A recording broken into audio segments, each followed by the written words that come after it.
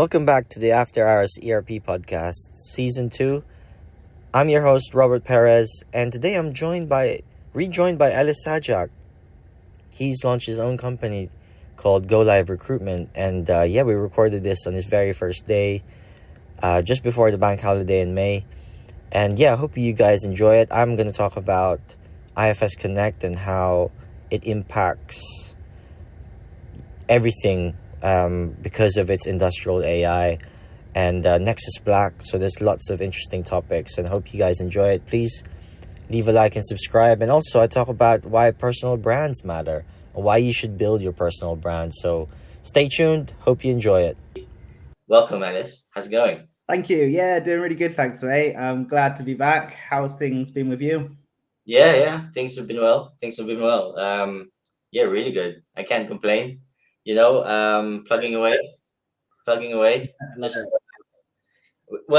Actually, since a few months ago, I've done a lot of IFS Cloud milestones, but don't want to bore you straight away with it. Actually, I'm more interested in starting off with you, man. I know you've made a really bold move last week. You want to talk us through that? I'm deflecting for later. For the action straight away, though. How's that been? And when did you decide to do this? And when is the official launch date of your company? Is it literally today as of recording? Yeah, well, so today was my first proper day of business. It was registered a few days ago, and in terms of when I was planning it, I've been wanting to do this for years. I remember my first my first couple weeks into recruitment. I remember this, I was on the phone and I was looking around and I'm thinking, God, I'd love to have my own business like this one day. And fast forward a few years later and it's finally happening. Mm-hmm. How you feeling? Good. Do you know what? I wasn't nervous at all until it came to handing my notice in, which is quite funny, really, because I will a lot of what I do is permanent placements. You'll know, right? I help you get your permanent role, and a lot of that is talking people through their notice. And a lot of the time as well, it's people which aren't desperate to leave. They're passive candidates, which was very similar to me, right? I wasn't desperate to leave. I was treated quite well. My past agency, I got on really well with everybody. So when it came time to my notice in, I was like, oh my God, is this the right thing to do? I remember I spent about half an hour before pressing the send button to be officially on email, and then call them after. And I was like, should I do this? Self-doubt starts coming in and that type of thing. But ever since then, that was the only time. And then since then, it's sort of like business as usual, to be honest, because I've been building IFS teams for a long time now. A lot of them are inbound, on LinkedIn and stuff like that. People have been recommended to work with Ellis, not necessarily the brand I was with and that type of thing. But it's all very exciting, mate. It's all very exciting, and I'm gassed to see how it goes. Yeah, no, I'm super happy for you. I honestly, mate, good on you. I'm sure a lot of people, including myself, are how am I gonna, take all the profits from myself and make my mark in the world and break away from the 9 to 5? It's always been okay, I need some big idea or something whereas you're doing the same thing that what you love, and just doing it for yourself, really. It's almost like being an independent contractor as well. Yeah. It's similar, but on the other end, but actually on the trenches of recruitment, I guess. Yes. What made you decide to go and do it? In the end, did you just weigh up and go, you felt like you were ready, you learned enough from what you have been through? Because it's not easy, right? You've seen some people crash and burn really when they first start recruitment. Talk to me about lots of people will crash and burn when they go into recruitment. I think there was a study go on. There was a study that released recently that 41% of all recruiters left the industry last year because it's not like an amazing time to be doing recruitment for a lot of people. But I suppose, you know, what made me do it is, well, I was having a lot of success, right? And I'm always trying to, you know, to increase performance and that type of thing, even if it's like a marginal gain. And I just felt that there's an agency that just focuses exclusively on the IFS ecosystem, there's lots of benefits to that. There's like marketing, which is centered just around that. There's certain ERP, like certain CRM systems focus just on that. There's lots of nuances when it comes to IFS recruitment in general. It's very different to even just different types of ERP recruitment, and even more different to just recruitment in general. So just having a business that focused exclusively on the IFS ecosystem, I know that, you know, if you want to be the best, that's what you're going to have to do. And yeah, just I thought I'd take the plunge and go for it. And yeah, now I'm really excited. So what was your first day like today? Was it different? The first day, a lot of admin. Did you have to go, hey, this is Ellis from, and then did you have to stop yourself, or did you go and rehearse that before you rang people? No, do you know what? I've just been, a lot of these people that I speak to are people that I've known for years. Oh, So okay. it's not even like a case of, hello, it's Ellis calling from Go Live Recruitment. It's Ooh, like, all right, you- it's Ellis. How's things going? You know, how's the family doing? What's it like at your company still? You know, is this still happening? Is that still happening? So it's never been about that. And then even when I joined my last place, I was never saying like, oh, I'm calling from this place. You know, a lot of these people are my mates. Right? I've met a lot of them, you know. Yeah. Same with you, right? We met in person and I went out before we even you got to know me did for like a placement or anything. Yeah, you got to know me for yeah, just just my aspirations for the next role I was gonna be in. And now it's just like, you know what I mean? It's it's after hours now. So it's the start of the bank holiday as we're recording. But I certainly think it's worth doing a podcast. It's just not as it's not been as open as I want it to be, because I don't get to meet a lot of people actually. And if I approached it like a recruitment agency for cold calling new guests, it also wouldn't be too natural. And I think the stakes are different. You know, it's almost like some people also have a strict policy for where they work, or you know, like it's a professional podcast, but I'm saying it's after hours, so it's also taking a bit of a risk, because you can be seen as someone not being politically correct, for example. But at the same time, you know, as we know it, the being PC is not always the right thing to do, especially when you need to roll your sleeves up and actually do some changes in a company. Or you know, just it's just not the right thing to do. So I think it's just that I was like, I'm looking to create a new podcast. I guess I've been in the IFS space all my career, but an ERP one, so like to open the doors up. And it's like, okay, I've kind of ventured outside the IFS one. Did one for Click with a Click guy, and one for MRPZ, right? Like my most recent ones. And it's like so super random. I would have never had those combos. I mean, fair enough. I knew the I thought the BI one was quite interesting though. Went into a lot of detail. Yeah.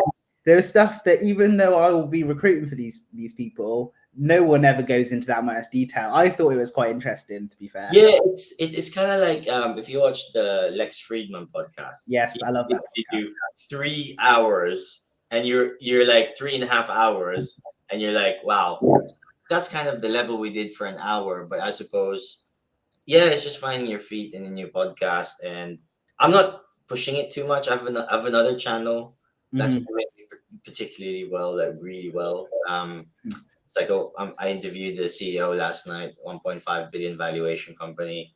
Talked a lot about Batman, so it was fun. Like, it's like a hobby type, but also very serious, like tech company, metaverse podcast, Web3 podcast. So, but this one, it's people's jobs. People feel really strongly about ERP, Mhm.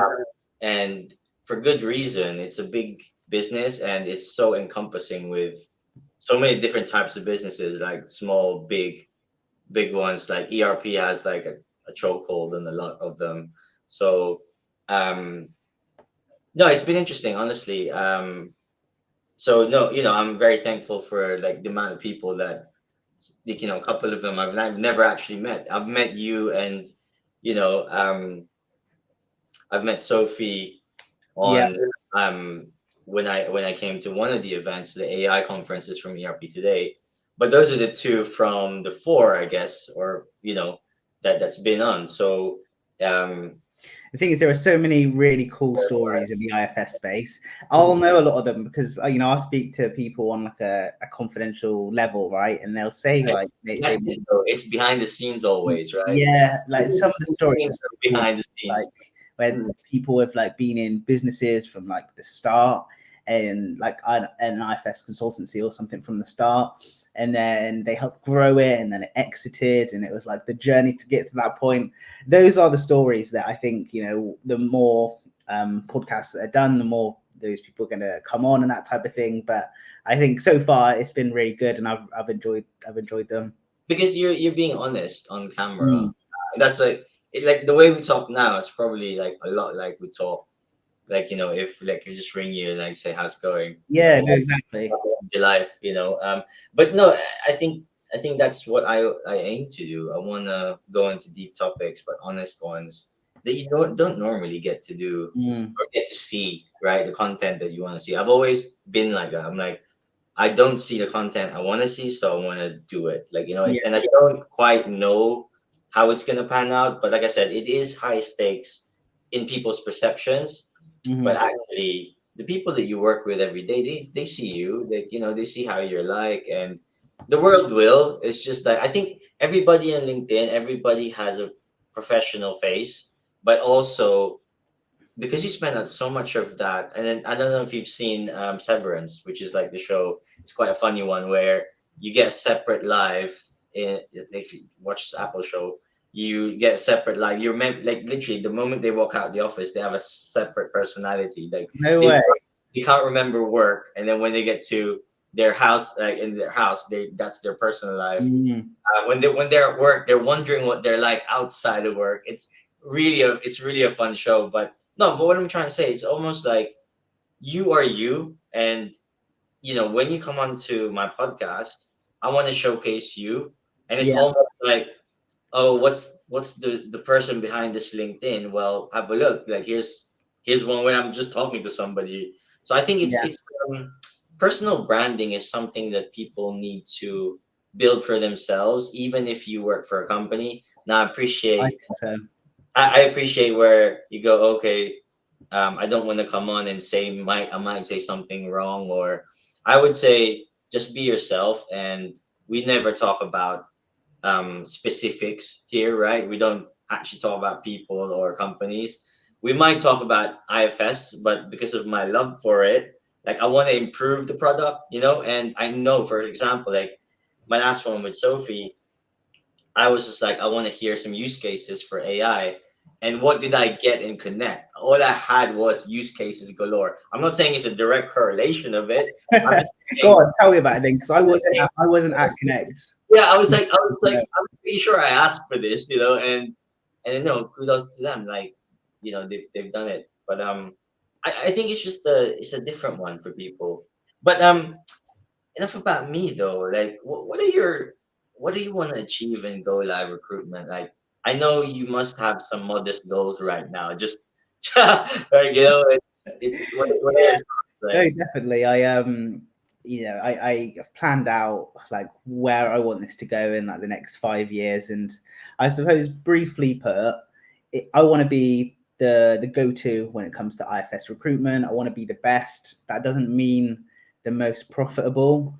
It just means the best in terms of best service to candidates, service to clients, someone that you can trust, someone that you can just call and ask for advice on things. Like I was speaking to someone recently, I won't go into too much detail, but pretty much he was offered to learn a couple different areas of IFS, and he's like, Ellis, you know what's like the most desirable? And I was happy to have a conversation with him. Well, I think this because these are the amount of jobs that I've had in the last few years on that, and just stuff like that.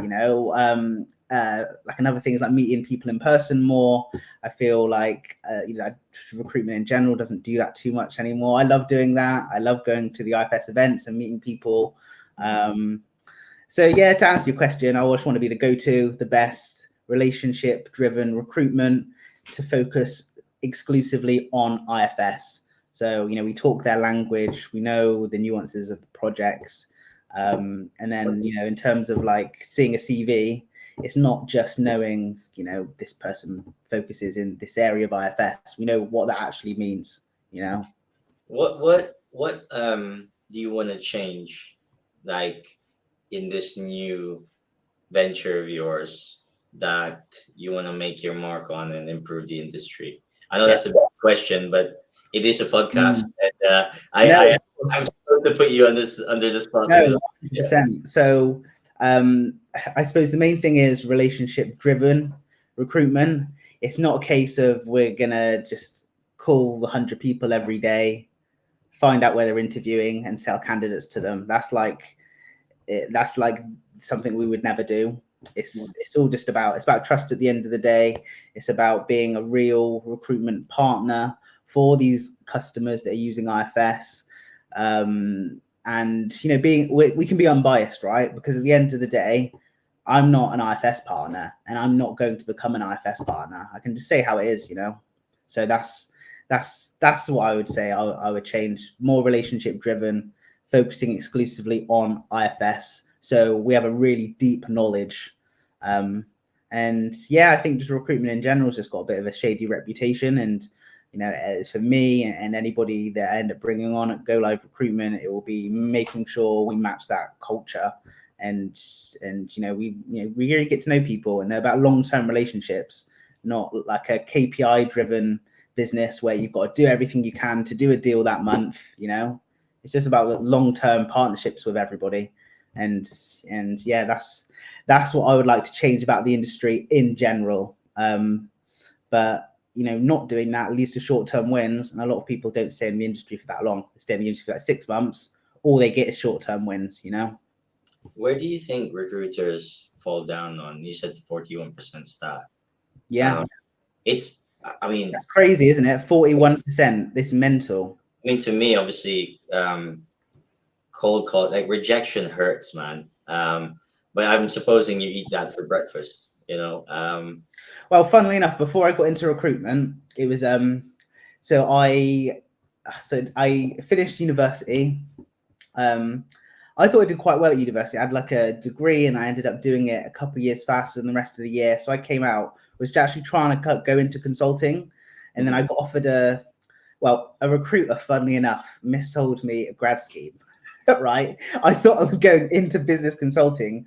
I was going into business development consulting, and I was like, well, I didn't know what that means. But I was like, a job's a job. It was hard to find one. It ended up me just cold calling people all day, every day. And for the first 3 months, I absolutely hated it. I almost left a bunch of times. But after that, a third month, I started to really like it. And then by the end of my last year there, I was like top of the team. I just absolutely loved everything about it. But there was a big part of it where it was like you would sell. It was just like you were sort of just selling a product. So it was kind of like, it was like a picture, like it was half of the circle, right? You're selling one product, and that was the thing the whole time. And I heard about this thing called recruitment, and I thought, that could be really good, because it's like you're selling on both ends, but you're helping people get the next step in their career. And it's about like potentially lifelong relationships, right? If I stay in the industry forever, and a lot of the people that are in IFS stay in the industry for a long time, it's like, it's just you get friends out with it, and yeah, it's funny enough, like you said that, like I went to Connect, and I've seen a lot of people I worked with I before. bet, I bet. Like some people from like what, like 12 Yeah, years ago in your first yeah, company. I've seen people at Volac, and I've seen some people in LGC, Oh and yeah. the people that used to be recruiters that actually work for a company now. Yeah. Um, Oh, and it's really, honestly, to me, it's like, obviously I don't know everybody. I didn't, like, go to each stand. mm, I found a lot of things interesting, but it is a small enough group in the UK that um, you'll get to be familiar with it if you float around the yeah. grid long That's enough. that's a really good thing about having like a relationship driven approach, and it's not about trying to aggressively sell opportunities to candidates or aggressively sell candidates to clients, because everybody talks. The amount of jobs and like new clients I get from just word of mouth is ridiculous. Like one person will have a good experience and then everybody talks, right? So this good. That's what should encourage people in the space to do a better job, because if you do something bad, everyone knows about it. If you do something good, everyone knows about it, right? So When you talk about transparency like that, it's funny. One of the topics in Connect was the unification of the support, IFS support themselves. So they were in um, there's as you can imagine, IFS is very complex, and it's got a of lot of people offshore, like doing the support, and course, um, they used to belong in this siloed team. So they talked about that, and then how it was unified, but they have levels of escalation, and they're using AI.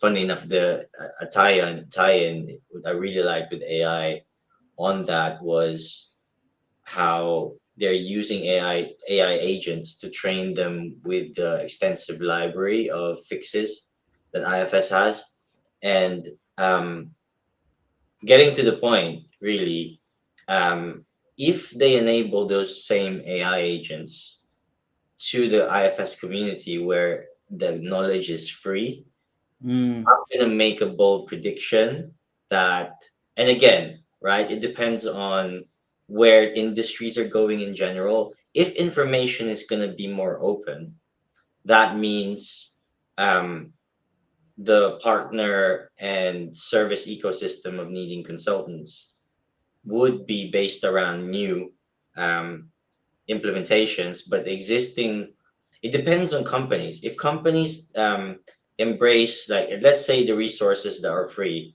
or part of your support contract will be IFS support standard, and then if people use the community, and if IFS opens up its books to the IFS community website, like I spoke to Marcel about, how he is a champion of that community, and he's, shout out to him, he's helped me out recently with one of the uh, cloud cases I've not come across. yeah. I think he was number one, wasn't he? Like number one in like the whole. Yeah, he's mad. I Like, see his post. He posted about like all the awards he won, right?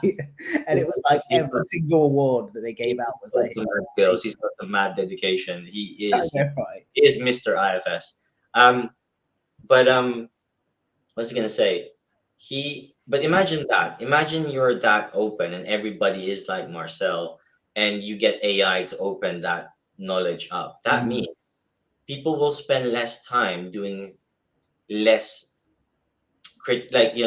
less value stuff and more value stuff. So value is gonna have to shift, and everything's gonna be trimmed down. So I don't know what that means for recruitment in general, or consulting, but I think the model of let's not be transparent. I mean, let's face it, like this, the sales and service business for software is very lucrative right now. How is AI going to change that? I think IFS and their offerings for AI is going to enable, it's already going to be making a lot of the reports defunct. I'm talking like the quick reports, which companies have hundreds of, like mm, legacy companies have hundreds of. I'm talking um, just everything. If they embrace AI and they embrace open knowledge. Um, I like ERP systems are going to be. I'm not just talking about IFS. ERP systems are going to be a lot better because it's going to be tested by the communities, and that's where I guess user groups like IFS. I want to go to my because I'm my first time in like 6 years going to a user group again. So I'm looking forward to going this year. So I've just been to Connect and I've been to an AI conference, hence why I could fire up these podcasts. I didn't particularly try and look for a guest this time around because I'm like, I'm just gonna do it naturally and turn out to have a great story to share. So it's perfect. I could reflect on Connect and AI and you can reflect on your new launch. But what was I gonna So say? on that then, Yeah. so tell us about Connect. So what, it was like a few day event, wasn't it?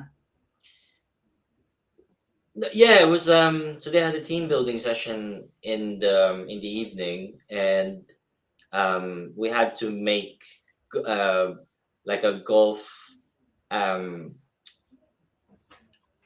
course, like a mini course, like, and they split us to like 8 or 9 groups, I can't remember.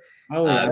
Or and we used various different household um utilities like I don't know, tin beans, toothpastes, just stuff that we can give to charity later on after. Right. Yeah. Okay. That was the goal.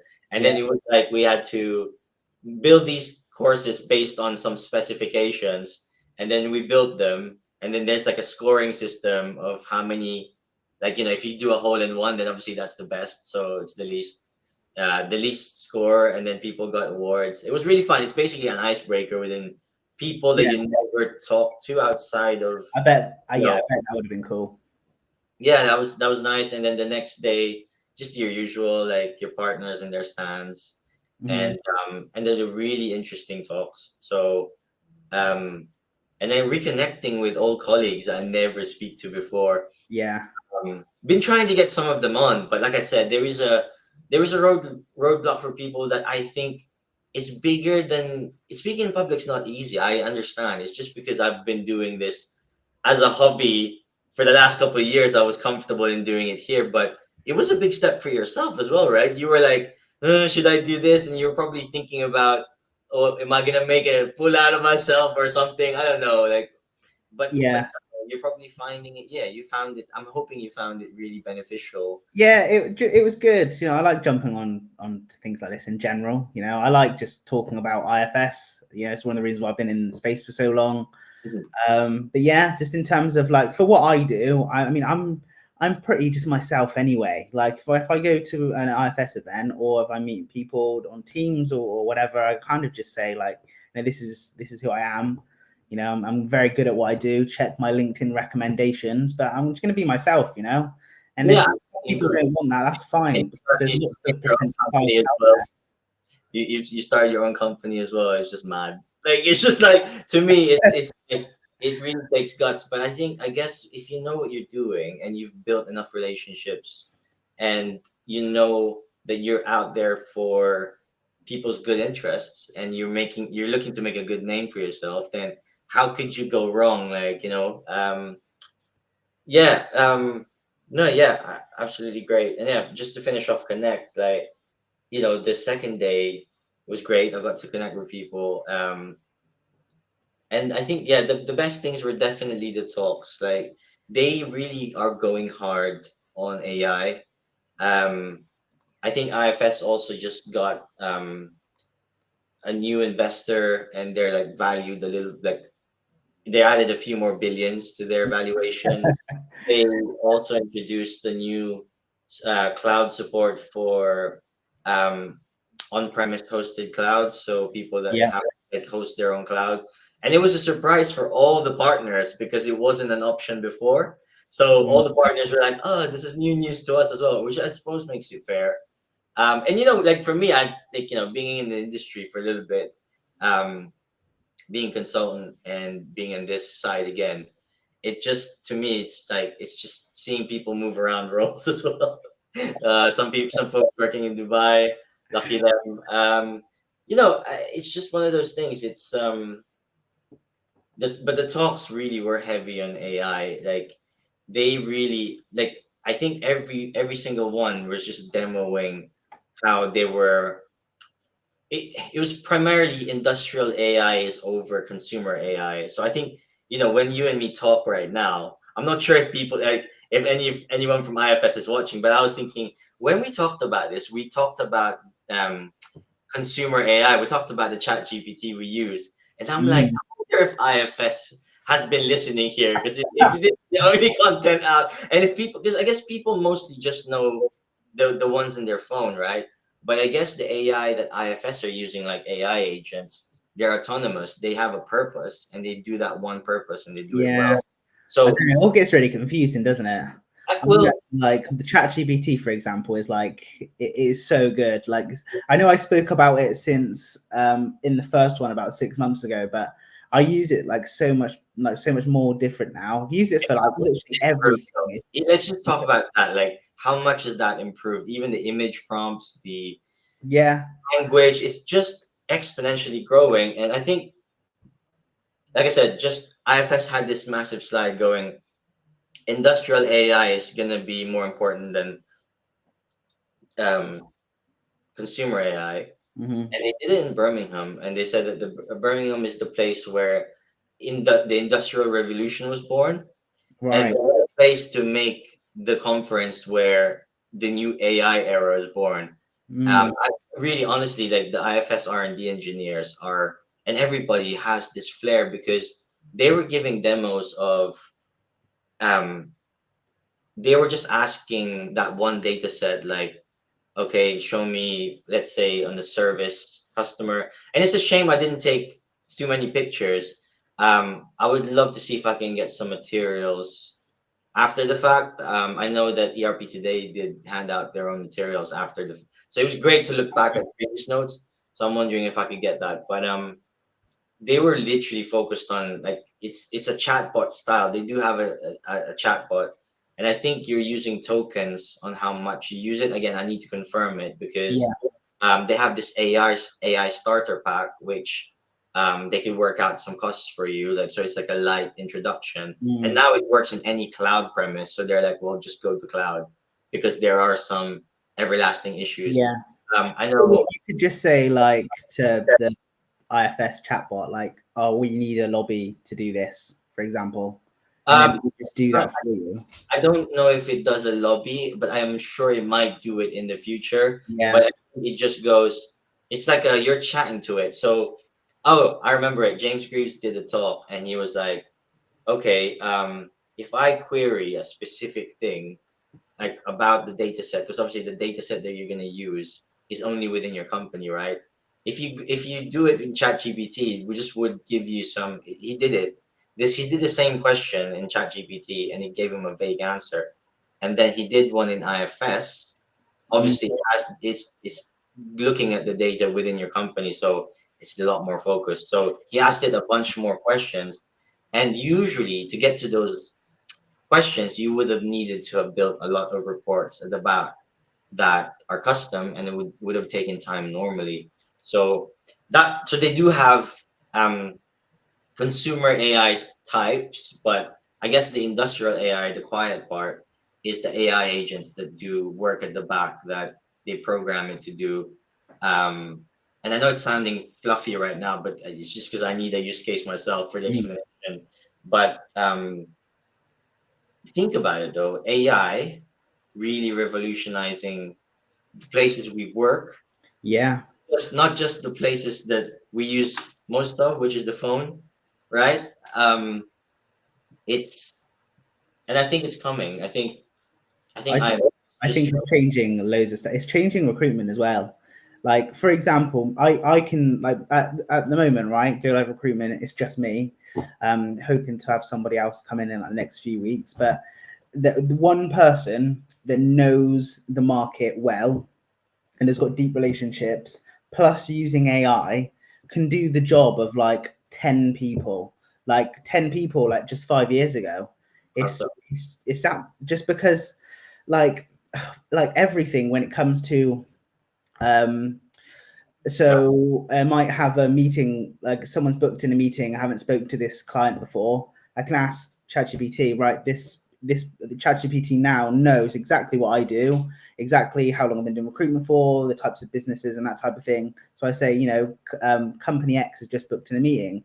What can you tell me about them? And they'll say, this company implemented IFS first in like 2010.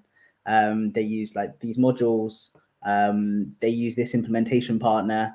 They upgraded like a couple years ago, or stuff like that. Because I've taught it what I do and what information is useful for me, I can do stuff like that, and that information could have taken a while to do before.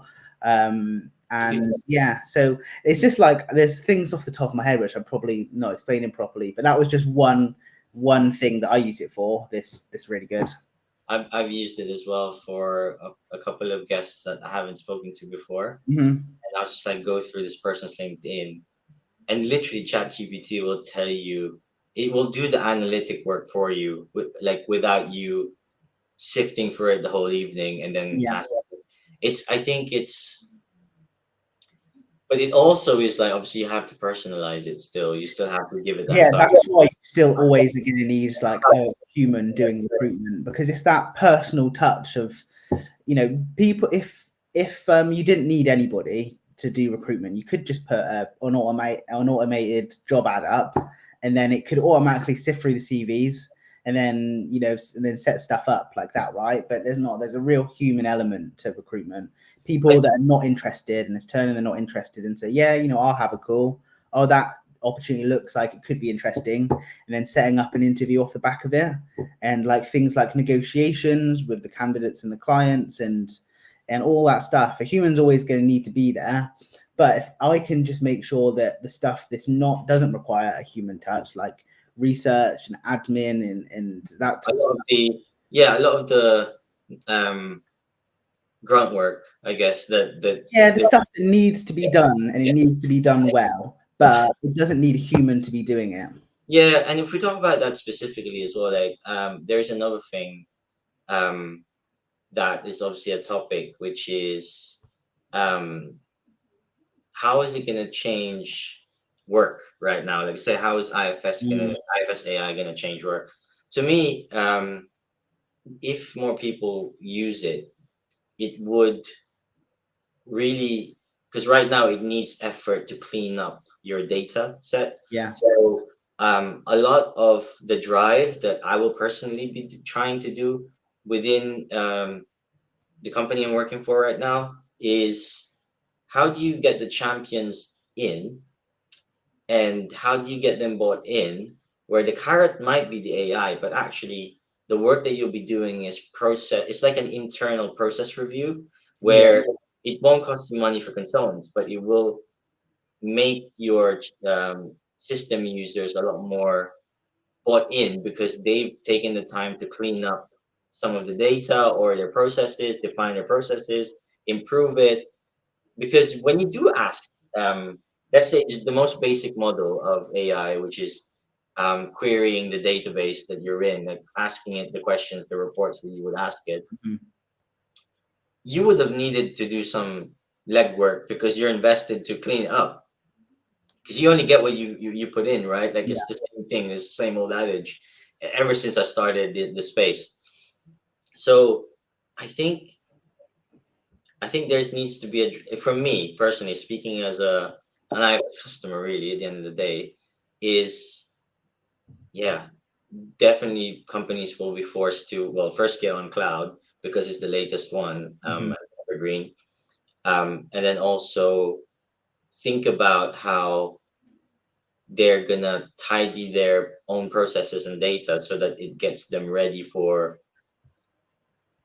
AI churning out a lot of the data that they have in there and leveraging it. The other thing that I was really impressed about was Nexus Black. So it was an initiative launched a couple of weeks. Well, I guess it's only been a couple of weeks since Connect, but probably exactly 2 weeks. But it was launched to Nexus Black is like a super team of IFS users.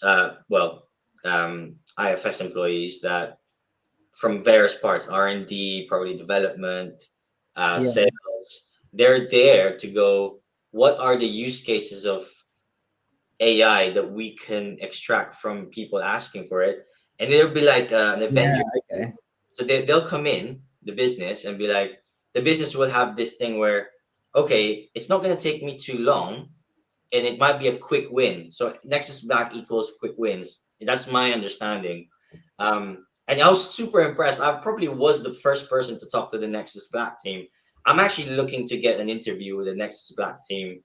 So if Oh. they're watching this, guys, don't be afraid to come on the channel. I will be asking questions, but these are questions that I probably asked on the day already. But they're like the Avengers team, super team. They come in and they make AI use cases and they build this AI thing for you, and then they leave with this use case, and then it gets given to the customer. So, and then over time, the quick wins might compile back to R&D and make the product better.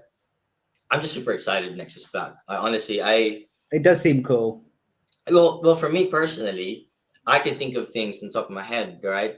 New user forms. Let's say a new user joins a company, and you usually submit a PDF file with a bunch of requirements. What if AI could just do all of that? Create the person, create the user, connect it to the company, assign it permissions, and do the extra grunt work that you would have been doing, like clicking here, clicking there. So once the approvals are done, that could be automated. The Yeah. lever process. I do wonder how it will affect like internal teams. What there's other things like I guess, what about the customizations within IFS? Like how efficient are they? How many people are using your Yeah. reports? How many crims are missing a table from the previous apps 9? I know it's not making too much sense for yourself, Alice, but like honestly, like for me, No, I do get what you mean, but I do there's a lot of quick wins that Nexus Black can do, Yeah. but then implement to current users that all struggle with the same thing across different companies. And for me, like you mentioned this, right? You mentioned imagine what AI is going to do then for companies. It's just going to take out a lot of the gunk work that makes you want to slit your wrists, because it's not going to be the work that you want to keep doing, like the donkey work. Because Yeah. usually, let's face it, maybe graduates get given that work. Like and I've been a graduate myself, right? Like I know what setting up new users feels like, right? But maybe that will change. Maybe it's all going to be value added, and I think the growth is going to accelerate. And like I dare say, IFS as well. Like the businesses are going to be using different AI tools to accelerate their business as well. it's an arms race, but at the same time, right? Like it's just like it's a use case arms race, but definitely for the better. Like I say, I was like I, I whet my appetite in IFS Connect for AI use cases, and I'm sure the next conference is going to be focused on that going forward. Um, it is the way forward, and I'm super impressed. Like I said, I'm not gonna sit here and say I'm not. Like there is a million things. I'm just looking at. Yeah, yeah. So these are some bold predictions. Like consultancies will be focused on new implementations. Consultancies will be focused on improving the functional process on focused teams, because obviously how you use your IFS is king. It's not about how flashy your next crim is, in my opinion. And I think support will also have to adapt, because they need to take down a slim down approach, especially if the knowledge gets open. So I'm making some pretty bold predictions here, but for me, when do you think all this would happen? Like in terms of the effects on the industry? I think it depends a lot, because I think if IFS puts in an open approach, or ERP systems in general, it would maybe in the short term take some of the work away from support consultants or consultants. But I think though you'll have a more productive customer base, and I mean, I just see more uptake. Just, I don't know. I just can't explain it. I think it's gonna be good overall, and people will find new stuff to do with their time, as opposed to just being buried in grunt work, pretty much, which is a lot of people do. Like, sometimes they don't have a choice, because they don't have the resources, so they'll have to do 90% to get to the 10% that they like, for example, you mentioned this to me today. You like, for your first day, you've done so much work for setting up your own company. Literally, yeah. To Not get much recruitment is done for me, to be honest. It's really right. and it's crazy. Yeah. Yeah. Yeah, that's one of the first things I'm doing is outsourcing a lot of the admin stuff. Like it's that's a lot of, but then even then you still got to have meetings with people and make sure they're the people that you should trust to do that stuff. But yeah, no, I'm a lot like you in that way. What I really want to be doing is just the thing that I enjoy, like winning clients and placing candidates, right, and bringing good opportunities to candidates. But that's such a small part of running a recruitment business. Like, even though that's the main thing, that's where you get revenue. There's all this other stuff that needs to be done. Well, mate, like I said, I've seen some really, really poor practices in recruitment. I hope, Yeah, people are listening out there. Like, it makes a difference how you treat people on the other end, because suddenly, suddenly they might bite you at the end of the day, like on another front, because, like I said, it's a small space. It's karma. yeah. I'm not too much of a believer in karma, because there's a lot of bad people that still roam around, but it is what it is, mate. Like, people are driven by profit, and if you don't get it, then how can you pay the bills? But at the same time, that's one of the things I think that is one of the things with recruitment. Like, good people can be corrupted. Like, if they don't have like values that they stand by, and that they will let a deal, or they just decline business, right? They'll tell a client that the candidate that they want to hire is not the right person for the job, or they'll tell the candidate that, look, I don't think this client's the one for you. Yeah, you're going to not get the money for that. But if you don't have values that you're going to stand by, you get absolutely corrupted in this business, because you'll just start giving fake jobs and pushing people into jobs that you don't care whether or not it's a good thing for them, because all you care about is getting the fee and getting paid, getting the commission, right? It's one of those crazy things. hey, transparency is crazy. I would say, you can't be completely transparent, because obviously that will ruin your business, because everyone's just going to take advantage of your kindness. But you're right. I think that person, the manager, you told that, okay, look, I don't think this is the right person for you, or I've told clients before, like, well, I'm just not going to work with you then. Like, if someone says something like, I don't want to go into like the ins and outs of it, but they just said something that was like really unethical, and I was like, well, I'm not your employee, right? I don't need to work with you, and I don't want to work with people like that with what I do. So it's pretty much everything is reputation, right? This why clients will want to work with me, and it's why candidates will want to work with me. So you've got to protect that at all costs.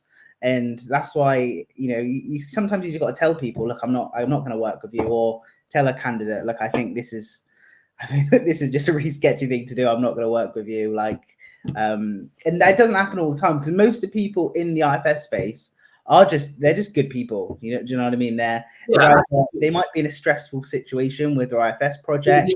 They usually come from mid-sized companies that, they're very wholesome companies. Most of them. Yeah. But carry on. No, 100%. Oh, so this is like an example, right? So how nice was this? This is kind of what I felt like it was meant to be for me leaving, because on one of my last days, it was the day before I handed my notice in. So I handed my notice in on the Friday, and then on the Thursday afternoon, I got a package sent into the office, and it was a gift from a candidate that I placed a couple months back. It was someone that I got to know for years, and I really enjoyed working with this person, and I'm glad that she's enjoying the role. Anyway, she sent me this gift to the office, a surprise gift.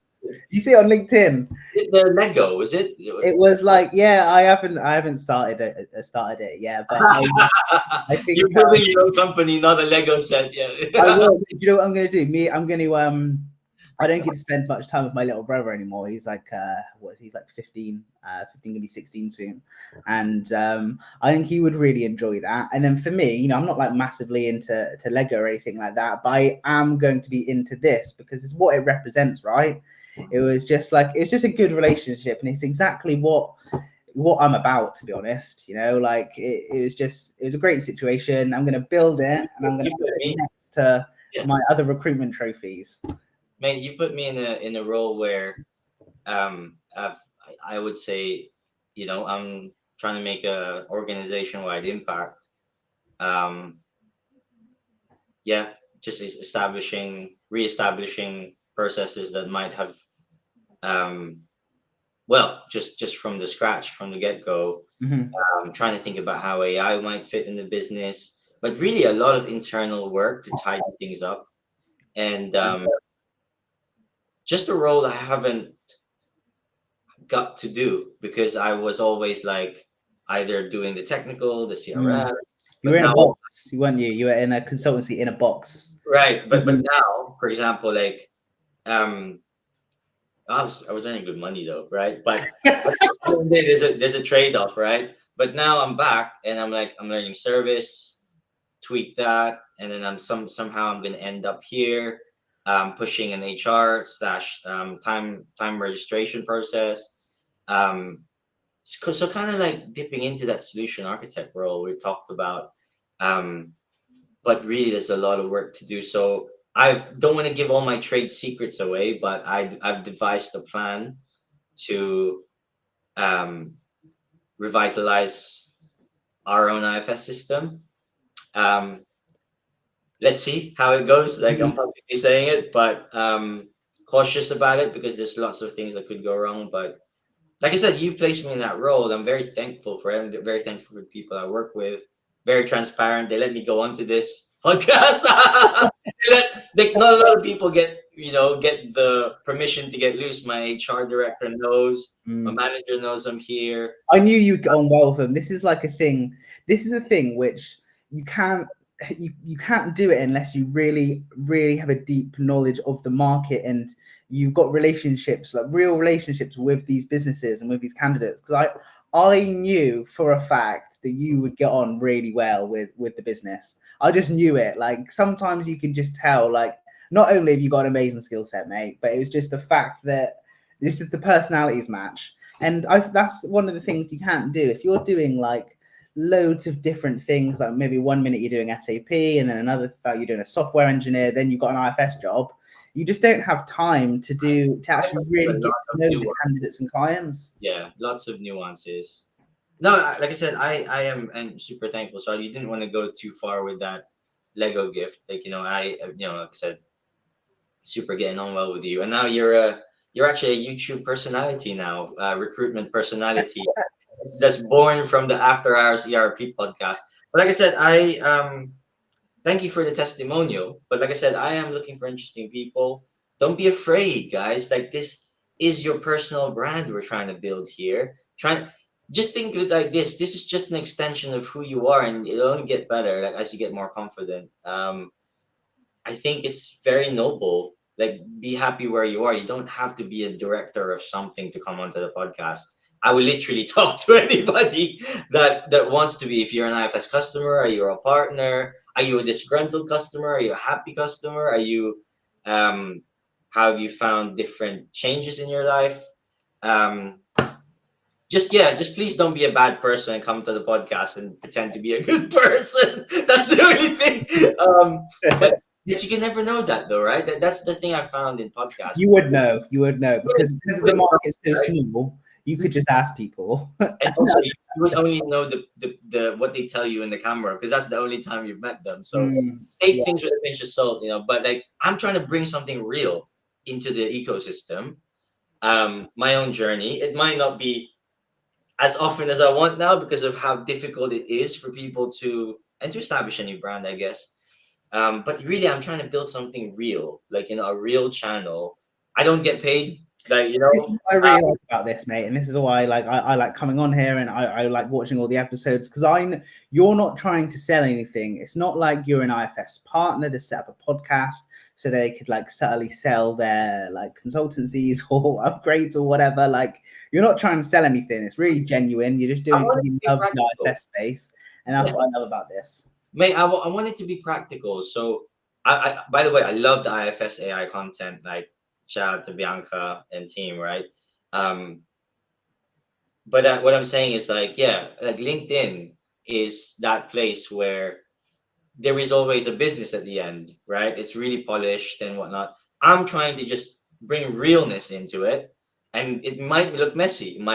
It might seem unprofessional, but at the same time, you are going to get the honesty. So, and obviously, I'm still trying to do it in a professional manner. It's not like it's after hours. I might swear a little bit here and there, but it's getting to the real problems, right? And just the real people behind it. I don't want it to be like, this is the agenda. It's like, proper politically correct one. I think we need that in the space to improve it. So that's why we built it. But no, I would say like, this is as much of your channel now as well. Like, you get to represent the recruitment side of this and your journey as well, right? Crazy, right? And then to doing your own. And now maybe next time you can tell me about the challenges you're facing, your wins, right? And some more I'll be really upfront and just say it how it is, right? Because I know this path that I've just taken is not going to be, it's not going to be just like completely full of wins, right? There's going to be lots of downs along the way, and just like an entrepreneurial story, and I'm happy just to share the wins, share the losses, and if people want to see it, then yeah, let's do it. Well, just a final shout out, thank you to you, thanks to Sophie, who's really helped me out, helped out our company as well loads. Thanks to all my previous guests as well in the podcast. You become friends. They become friends of mine, like coming onto the podcast. And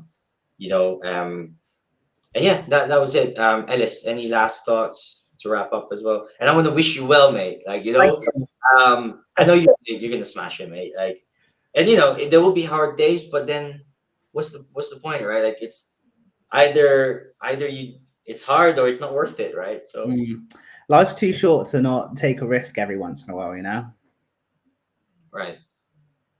So yeah. Last thoughts. That's it. That's the last thought. Yes. Yeah. So actually, I tell you what. If I've got the opportunity to plug myself, So, I do permanent and freelance recruitment. Check out my LinkedIn. I've got almost 40 recommendations from well-known IFS people that I've either placed or I've helped headhunt people for. And then I suppose that's the main thing. The recommendations will speak for themselves. Thank you so much for having me, mate. It was great catching up. Go Live Recruitment, and yeah, mate. Like I said, not worried at all. And right, thank you guys, and I invite people to reach out. We don't bite. It's only after hours, and build your personal brand, guys. And I hope to see you in the next one, Ellis. 100%. Sounds good. Catch you later, mate. Bye.